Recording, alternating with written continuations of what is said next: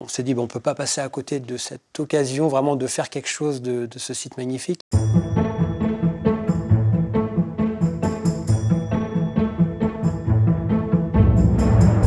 Comment vous avez eu l'idée des lieux à réinventer? En fait, c'est une idée qu'on a eue à la rencontre de deux choses qui me tiennent à cœur. La première, c'est de se dire qu'on invente la ville avec les habitants. Et puis, se dire, il y a des lieux qui aujourd'hui ne sont pas habités, qui ne sont pas utilisés et qui pourraient être confiés aux Nantaises et aux Nantais. Et comment vous avez entendu parler de la démarche alors ? Des lieux à réinventer? Ouais. On avait suivi déjà la première saison. première Enfin, saison. on connaissait. Et puis, simplement, quand on a su qu'il y avait la chapelle et qu'on en a parlé entre nous, on s'est dit que c'était pas possible de pas répondre. Parce que c'est un lieu qui a quelque chose de particulier pour nous. La Chantrerie, c'est un parc qui ne ferme pas. Et en fait, on se dit, on pourrait faire des observations de la faune nocturne, des observations des étoiles. Puis on a commencé un peu à bosser sur le projet en se disant, on va pas faire que ça.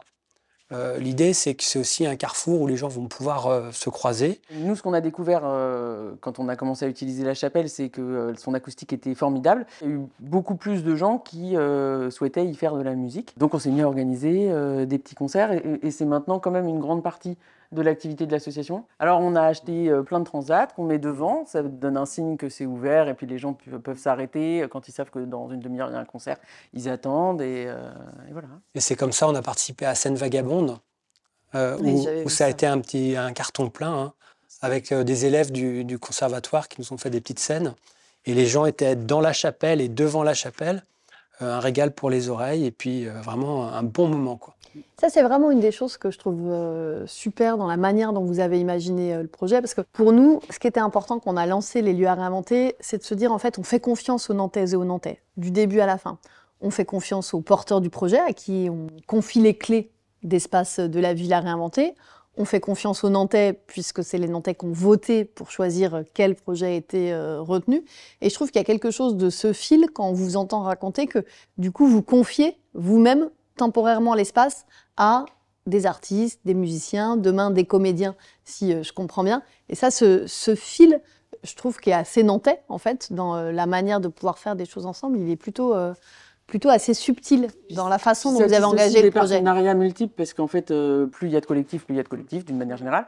Et donc là, il y a les associations d'étudiants de la Chantrerie qui commencent à prendre possession du site.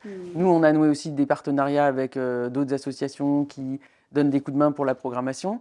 Il y a quelqu'un qui nous a offert un piano. Et il a une super acoustique. D'ailleurs, si vous voulez venir l'essayer, il n'y a aucun problème. Alors j'en fais un petit peu. Il paraît que l'acoustique du lieu est fabuleux, mais je ne vais pas non plus dire que j'ai des vrais talents de pianiste. Mais venir l'essayer 3 secondes, ce sera un grand plaisir. Ouais, mais par contre, l'acoustique est meilleure quand il y a du public. Donc on viendra aussi. Bah, un tout petit peu alors. Hein. Grand merci à vous. Et merci. Merci.